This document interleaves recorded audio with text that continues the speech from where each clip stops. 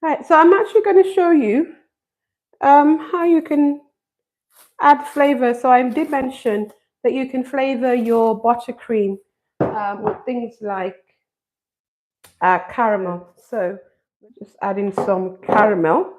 Um, and again, if you're adding flavoring, you want to start up with just the buttercream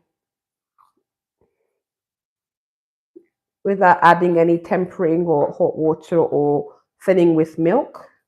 Because as you add flavoring, invariably all the flavoring has some moisture, so that in itself will thin your buttercream. Caramel. So I think we can add a little bit more. We want that taste to really come out.